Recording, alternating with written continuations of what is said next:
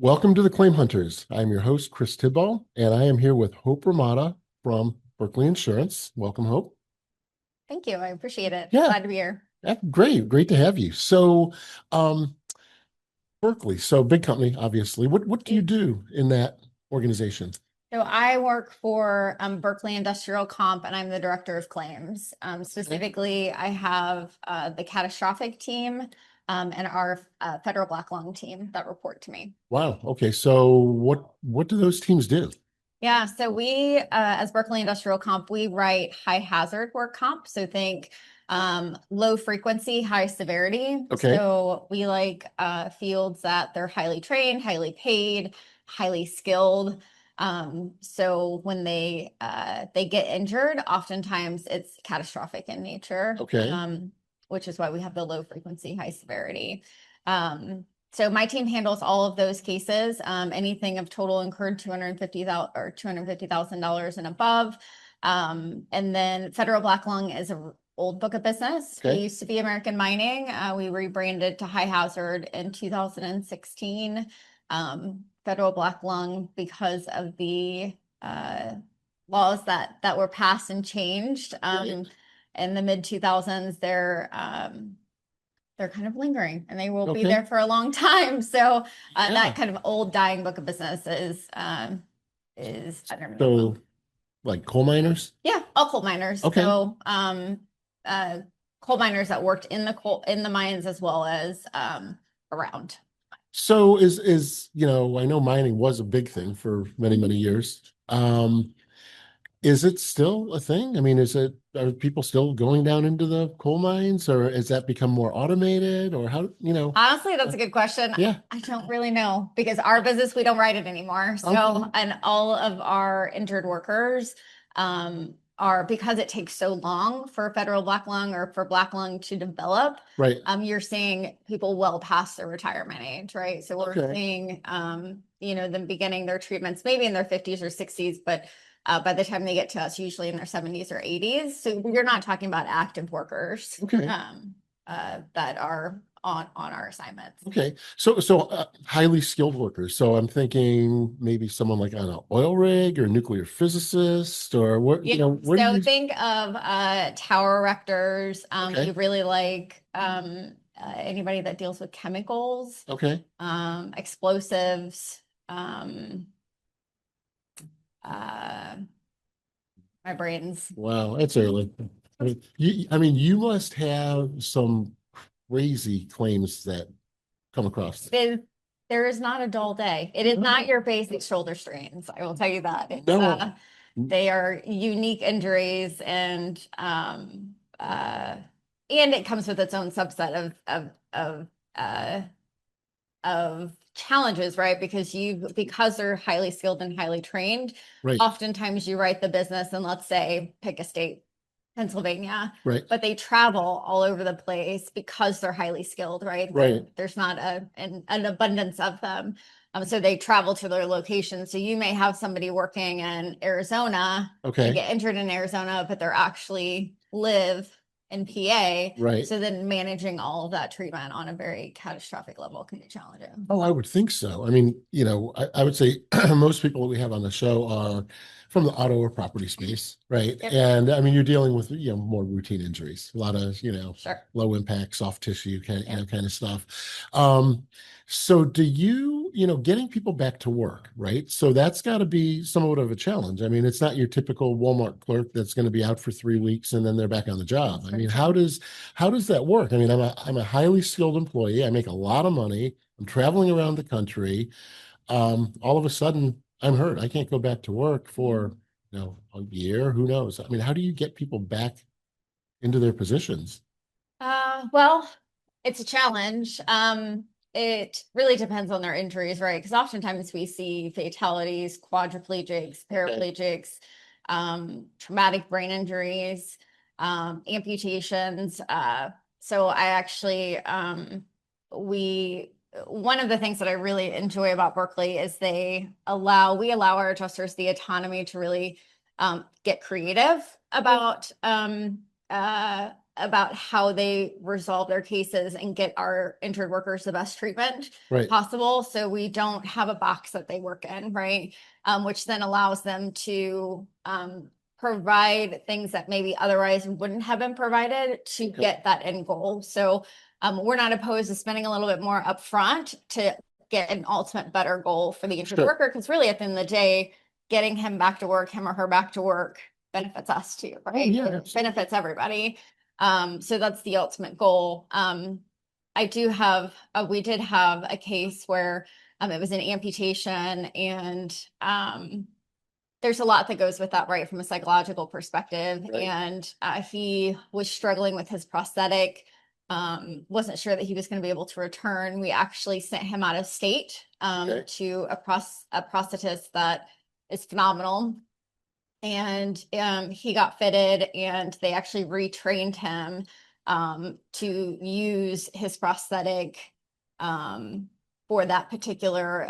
He was basically managing a machine, right? He was controlling a machine, and we were able to get him back to work in that capacity. But in a lot of, I guess what I think that's what's unique about Berkley is that there's a lot of companies where that wouldn't have been an option, right? Because somebody may look at that and say, well, that's a more expensive route, when in fact, perhaps that trip was more expensive, right? But the savings on the back end is tremendous, right? Because now you've got an injured worker that is finding purpose in his life again. You've got him back to work, which reduces the exposure significantly.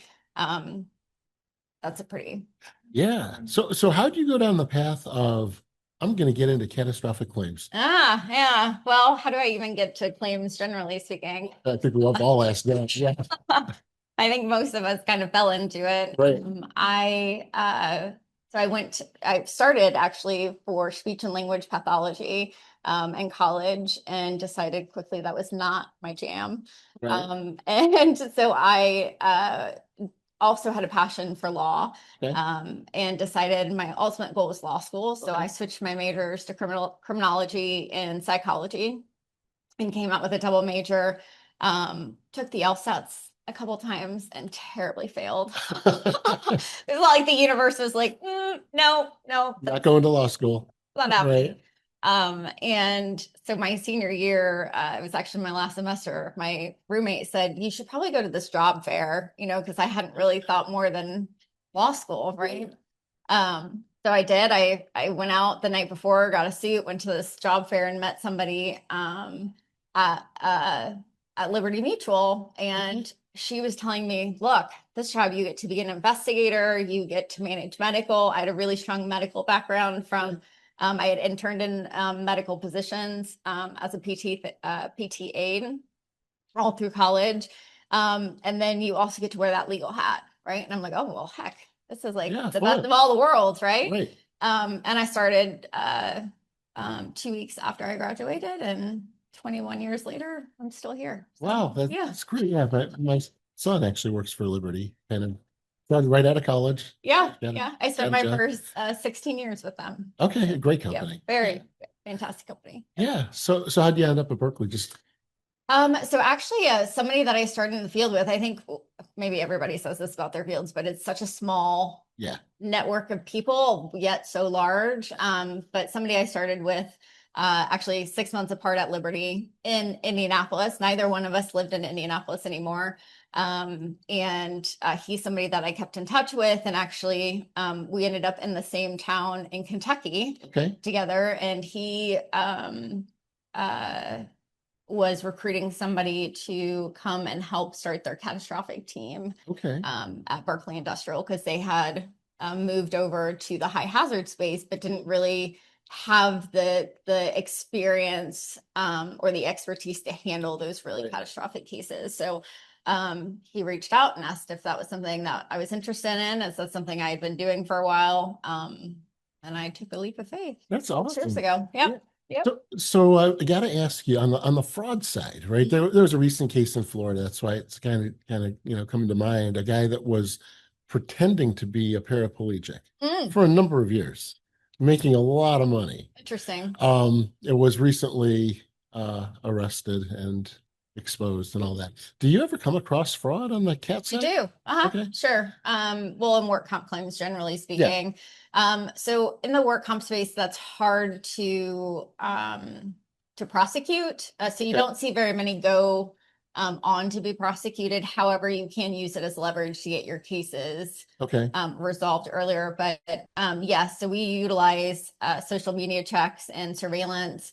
I think where we see it maybe the most is not so much overt fraud, meaning I faked an accident, Right. but more of this like slow developer, right? Like I've been out of work for some time. Yep. That starts becoming a way of life, right? Yeah. And then you kind of have the malingering of Yep. symptoms and this kind of slow creep of like, I'm not intending to do it, but ultimately you're malingering Yeah. and so you're really at home doing all the things you shouldn't be doing, but telling the doctor, Right. I can't do these things, right? Right.